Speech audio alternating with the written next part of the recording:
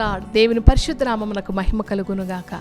మన ప్రభువును మన రక్షకుడైన యేసుక్రీస్తు ప్రశస్తమైన నామములో ఉదయకాలం కృపా వాగ్దానం అనే కార్యక్రమానికి మిమ్మల్ని అందరినీ ఆహ్వానిస్తున్నాం.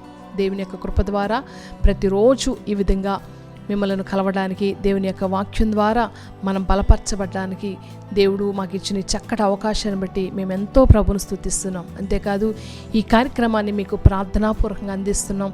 మీ కొరకు మీరిస్తున్నటువంటి ప్రార్థనావసరతలు మేము విని మీరు కామెంట్ రూపంలో తెలియపరుస్తున్న ప్రతి ప్రార్థన అవసరం నిమిత్తమే ప్రార్థన చేస్తూ మీ జీవితంలో దేవుడు ఇంకా కార్యాలు జరిగించాలని ఆశతో ప్రార్థనతో ఈ యొక్క కార్యక్రమాల్లో ముందుకు కొనసాగుతున్నాం. కాబట్టి ఇంకా లిటిల్ ఫ్లాక్ మినిస్ట్రీస్ అనే ఈ మా ఛానల్ను మీరు ఇంకా సబ్స్క్రైబ్ చేసుకోకపోతే సబ్స్క్రైబ్ చేసుకోండి. అనేక మందికి ఈ యొక్క ఛానల్స్ పరిచయం చేయండి. దాన్ని దేవుడు ఈ యొక్క కార్యక్రమం ద్వారా అనేక మందిని బలపరుస్తూ ఉన్నాడు. దేవుడి యొక్క వాక్యం మనల్ని ఎప్పుడు బలపరుస్తుంది. దేవుని యొక్క వాక్యం మనలను ధైర్యవంతులుగా చేస్తుంది, బలవంతులుగా చేస్తుంది. మన ప్రయాణాల్లో దేవుని యొక్క వాక్యమే మనకు తోడుగా ఉంటుంది.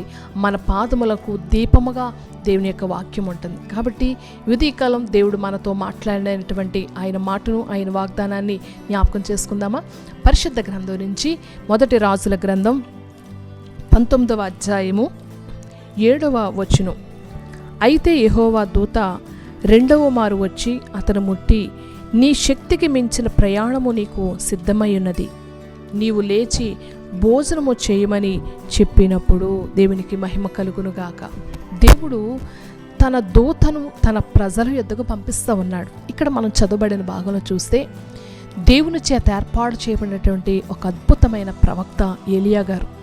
ఆయన కూడా ఒకానొక సమయంలో ఆయన ఎదుటిన్న భయంకరమైన సమస్యను బట్టి, భయంకరమైన శోధను బట్టి ఆయన బలహీనుడయ్యాడట. ఆయన మరణాపేక్ష గలవాడై వేదంలో శోధంలో గురై ఏమి చేయాలో దిక్కుతోచని పరిస్థితిలో కుములు పోతున్నప్పుడు దేవుడే తన దూతను భూలోకానికి పంపించి అతను బలపరచడానికి ఒక భోజనాన్ని అతనికి సిద్ధపరిచిందంట. ఆ భోజనం పెట్టి దేవుడు దూత మాట్లాడుతుంది, ఏలియా నీకు శక్తికి మించిన ప్రయాణము సిద్ధముగా ఉన్నది. దేవుని యొక్క బిడ్డలుగా మనం కూడా ఒక్కొక్కసారి అలసిపోతున్నప్పుడు దేవుని నమ్మి కూడా దేవుని యొక్క చిత్తంలో నడుస్తూ కూడా దేవుని యొక్క సన్నిధిలో నడుస్తూ కూడా కొన్ని సమయాల్లో వేదనల గుండా, శోధనల గుండా, బలహీనతల గుండా, అవమానాల గుండా మనం ప్రయాణం చేస్తున్నప్పుడు మన దేవుడు మనల్ని చూస్తూ విడిచిపెట్టే దేవుడు కాదు. నీ ఎదుటైన శోధనలో, నీ ఎదుటైన వేదనలో, నీ ఎదుటైన దుఃఖములు, నీ ఎదుటైన సమస్యల్లో దేవుడు ఖచ్చితంగా నిన్ను చూచి నిన్ను బలపరిచే గొప్ప దేవుడు మన దేవుడు. కాబట్టి మనము బలపరచబడాలంటే దేవుడు మాట్లాడుతున్నాడు, ఉదయం నేనిచ్చే వాగ్దానం నమ్ము. దేవుని యొక్క వాక్యం మనకు ఆత్మీయ ఆహారం. మనం బలహీనమైనప్పుడు ఎప్పుడైతే దేవుడిస్తున్నటువంటి వాక్యాన్ని మనము ధ్యానిస్తూ ఆత్మీయ ఆహారాన్ని మనం భుజిస్తూ ఉంటే మన యొక్క ప్రయాణంలో మనకు శక్తికి మన ప్రయాణానికి కావాల్సిన శక్తిని దేవుడే ఇస్తారు. ఇక్కడ ఏలియాకి దేవుడు మాట్లాడుతున్నాడు. దేవుని దూత ముడతా ఉంది. దేవుని దూత అతనికి ఆహారాన్ని సిద్ధపరిచింది. ఆహారాన్ని పెట్టి అతను బలపరుస్తుంది. అతడు ఆ దూత పెట్టినటువంటి ఆహారము తిని 40 రాత్రింబగళ్ళు ప్రయాణము చేశాడు. కాబట్టి ఉదయకాలం దేవుని యొక్క వాక్యాన్ని నమ్ము. దేవుడి నీ జీవితంలో ఏ వాగ్దానం చేశాడో ఆ వాగ్దాన్ని ఎత్తిపెట్టి ప్రార్థన చేయి.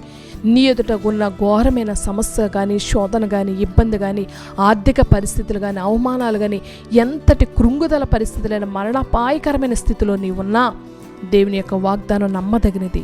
ఆయన మాట ఇచ్చేటప్పుడు నరుడు కాదు. కాబట్టి ఆయన వాక్యము మనలను బ్రతికించేది, మన బాధలో నెమ్మది కలిగించేది. కాబట్టి ఆయన ఆత్మీయ ఆహారం అనే ఈ వాక్యాన్ని ఉదయకాలమే ధ్యానించు, ఉదయకాలమే ఈ ఆత్మీయ ఆహారాన్ని భుజించు. దేవుని యొక్క వాక్యాన్ని ఎత్తిపెట్టి ప్రార్థన చేయి. ఆయన వాగ్దానాన్ని ఎత్తిపెట్టి దేవుని సందులో నమ్ము, విశ్వసించు. ఏలియాను బలపరిచిన దేవుడు నిన్ను బలపరుస్తాడు. ఏలియాకు శక్తికి మించిన ప్రయాణాన్ని దేవుడిచ్చిన దేవుడు నీకు కూడా నీ శక్తికి మించిన ప్రయాణం, నీ శక్తికి మించినటువంటి ఆశీర్వాదం, నీ శక్తికి మించినటువంటి కార్యాలు దేవుడు నీ పక్షంగా చేస్తాడు. కాబట్టి ఉదయకాలమే దేవుని వాక్యమనే ఆహారాన్ని భుజించు. దేవుడిచ్చిన వాగ్దానాలు సొంతం చేసుకో. ఈ వాగ్దానాలు ఎత్తిపెట్టి ప్రార్థన చేయి. తప్పనిసరిగా నీ జీవితంలో కూడా ఏలియాను బలపరిచిన దేవుడు నిన్ను బలపరుస్తాడు.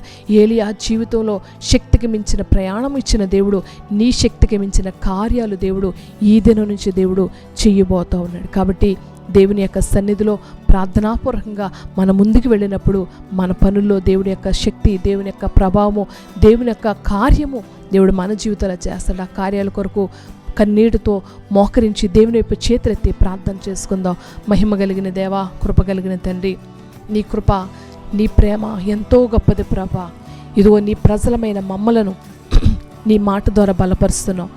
నీ వాక్యమైన ఆత్మీయ భోజనం ద్వారా కూడా మమ్మలను బలపరిచే దేవుడు అయ్యా.